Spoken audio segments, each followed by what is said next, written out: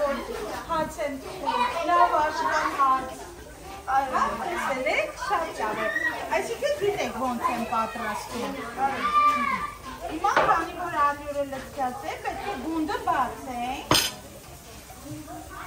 ուզեք աղջիկներից ինչ-որ մեկ օգնի։ Yes.